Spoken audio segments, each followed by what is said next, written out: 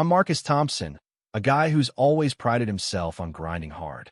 For the past 8 years, I've been a floor super VY sore at Grayson Manufacturing, pulling 16-hour shifts, 6 days a week. That hustle bought me a modest 3-bedroom house at 1423 Maplewood Drive, a quiet spot in a decent neighborhood. Nothing fancy, just a place I could call my own. Or so I thought. 5 years in, I was leave VYing my routine leave at 5 a.m., home by 9 p.m., nuke a quick dinner, catch some TV, then crash. Weekends? Laundry, groceries, sleep. I was SA VYing up, dreaming of a future beyond the factory floor. But 3 weeks ago, my world turned upside down.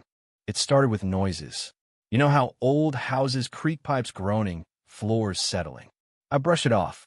Squirrels in the attic, maybe. But the sound got weirder. Soft footsteps at night. A faint click of a cabinet when I was brushing my teeth. Stuff in my house felt off. A coffee mug in the wrong spot, a chair nudged out of place. I told myself I was just tired, paranoid from the long hours. Then, one Tuesday night in April, I heard it. My microwave beeping downstairs at 11:30 p.m. My heart slammed against my ribs. I live alone. Nobody should be touching my microwave.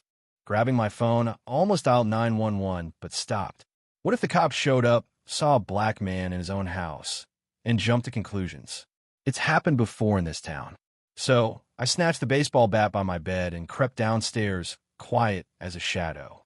The kitchen was empty, but the microwave door hung open, and the air smelled like popcorn. I checked the leave VYing room, the guest bedroom, the half bath, nothing. I was starting to think I was losing it when I noticed the basement door. The deadbolt was unlocked. I always keep it locked. I barely go down there, just storage and laundry. Heart in my throat, I turned the knob and flicked on the light. Hello. I called, voice shaking. Anyone there? Silence. But something felt wrong. Bat raised, I eased down the stairs. Why saw froze me solid. My dusty, cobweb-filled basement looked like someone's apartment. An inflatable mattress sat in one corner, blankets folded neat as a hotel bed. A folding table held a lamp, books, and a framed photo. A clothing rack displayed women's outfits, with suitcases tucked beneath. A plastic bin brimmed with toiletries, and next to my washing machine, a small microwave knot, mine plugged into the wall. Someone was leave VYing in my house. Before I could process it, the basement bathroom door swung open. Out stepped a middle-aged white woman, blonde hair to her shoulders, wearing pink flannel pajamas. She was patting her face with a towel, oddly VYS to me. Who the hell are you? I barked. She screamed, dropping the towel, eyes wide as saucers before they narrowed, sizing me up. Worst saw you saw doing in my house, she screeched like I was the intruder. I blinked, stunned. Your house? Lady, this is Saw My Saw House. I'm Marcus Thompson, and I own this place. Who are you, and why are you in my basement? Her fear morphed into something sly. She straightened, arms crossed. I'm Linda Carver, she said, cool as ice. I've been renting this basement for 3 weeks. There's been a misunderstanding. Renting from who? I snapped. I never rented my basement to anyone. From the homeowner, OBVY Usley, she said, like I was dense. Look, I don't know why you're breaking in, but I pay good money to live here. Leave, or I'm calling the police. I stood there, bat in hand, jaw on the floor. This woman was squatting in my house and threatening saw me saw with the cops. Linda, or whoever you are, I said, voice tight, this is my house. I bought it 5 years ago. I've got the deed, mortgage statements, everything. You're trespassing. Pack your stuff and get out. Her eyes turned to slits. I don't think so, she hissed, grabbing her phone. I'm calling 911. Let the authorities sort this out. Before I could stop her, she dialed, put it on speaker, and a dispatcher picked up. What's your emergency? Linda's voice trembled, pure theater. There's an intruder in my home. He's in my basement apartment, threatening me with a baseball bat. I'm scared for my life. That's a lie, I shouted, hoping the dispatcher heard. This is Marcus Thompson. I own this house at 1423 Maplewood Drive. This woman is trespassing. Linda smirked, feeding the dispatcher my address, playing the damsel. Please hurry. He's blocking the stairs. I can't get out. I lowered the bat, kicked it away to show I wasn't a threat. This is insane, I muttered, pulling out my phone. I'm getting my deed. As I turned to go upstairs, Linda wailed to the dispatcher. He's going through my things now. I raced to my office, yanked open my filing cabinet, and grabbed my house documents deed, mortgage statements, tax receipts. Back in the basement, Linda was perched on her mattress, dabbing fake tears. Here, I said, thrusting the papers forward. Proof I own this house. She barely glanced at them. Those could be fake.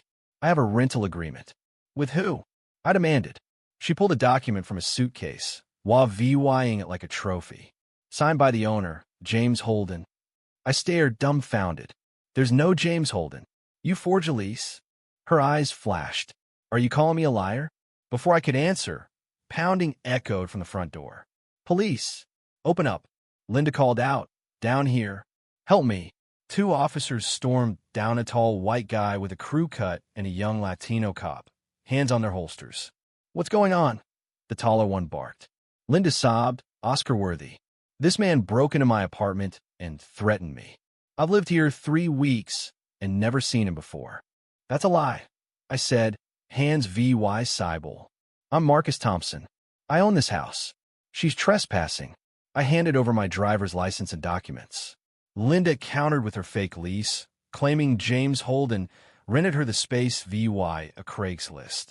The officers looked confused, flipping through papers. I pressed my case. I can prove this is my house. I know every room, where I keep the spare key when I bought it. Check upstairs me. Family photos are on the walls. Linda insisted there was a separate basement entrance, a flat-out lie. The cops decided to tour the house. It was surreal, showing police my own home while Linda trailed behind, spinning tales about how things looked different when she moved in. I pointed out my clothes, mail, framed closing documents. The younger cop seemed convinced, said, but the older one stayed skeptical, especially when Linda claimed James rented the main house separately. Finally, the cops ruled it a CIVYL matter. Since Linda couldn't prove residency with mail or utilities, they told her to grab essentials and leave for the night. She fumed, muttering about discrimination, but complied, whispering as she passed me, "This isn't over. That basement's mine now. I've got squatters' rights." After they left, I collapsed on my couch, mind reeling. How long had she been there? How'd she get in? I scoured the basement, finding a journal that chilled me to the bone. Dated 3 weeks back, it read, "Found a perfect place.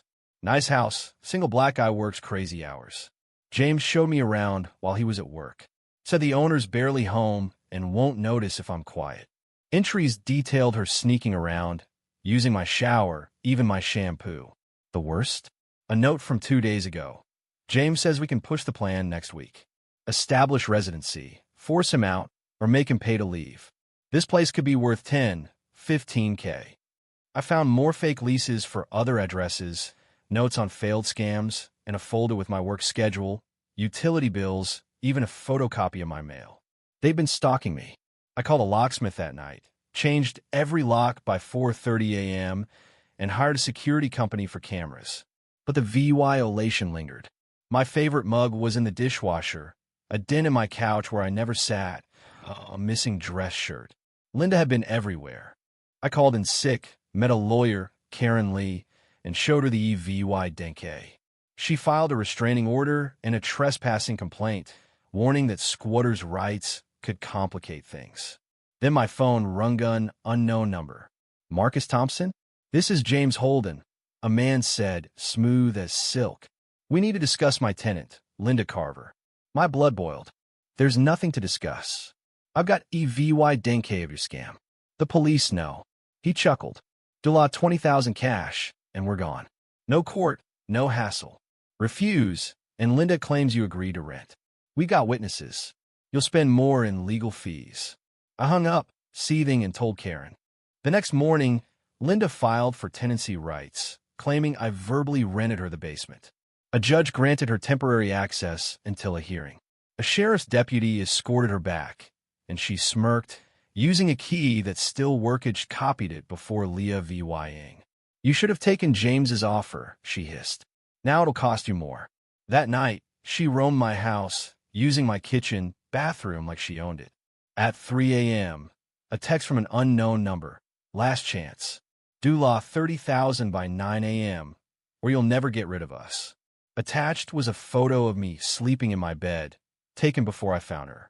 I forwarded it to Karen, gripping my bat, sleepless. At the hearing, Karen presented everything journal, fake leases, the threatening text, photos I'd snapped of Linda meeting James at a coffee shop.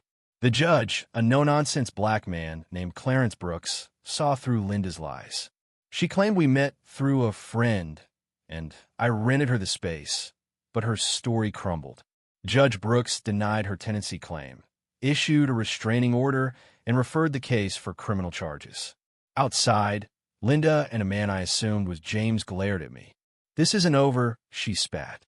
Karen recorded James's veiled threats, warning them off.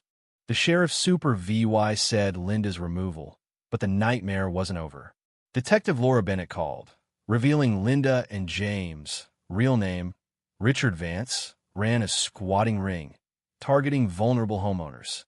My EVY Denke helped uncover 15 scams across 4 states. Months later, my security cameras caught Richard trying to pick my lock at 3 a.m. Police arrested him at a gas station, finding tools, a map with my house circled, and notes on my routine. Linda was nabbed at a motel, EVY Denke tying them to multiple felonies. At trial, I testified alongside other VY Timsa Gree VYing widower, a single mom, an elderly woman. The jury con VY ted them in hours. Richard got 12 years, Linda 8, with restitution ordered. The ordeal left scars. I installed reinforced doors, a safe room, motion lights. I barely slept, jumping at every noise. But I fought back. I started workshops, teaching homeowners, especially those often ignored by the system, how to protect themselves. My story hit the news, inspiring others to share theirs. My house became mine again. I painted the basement, built a gym, and joined my neighborhood, finding safety in community, not just locks. A year later, Detective Bennett said Linda was talking, exposing other rings, partly because I'd turned my pain into purpose. Standing in my kitchen, cooking dinner, I felt at peace. My neighbor's lasagna, a friendly wave through the window, it was home again. But those creeps misjudged me. They saw a tired black man, an easy mark. They didn't expect me to fight, to win, to help others do the same. What do you think? Was I right to confront Linda myself? Or should I call 911 from the start? Should squatters' rights laws be tougher? Or do they protect vulnerable people? Have you ever had your space VY OLAT like this? Drop a comment, hit that like button, and subscribe for more real-life drama. Let's get this convo going.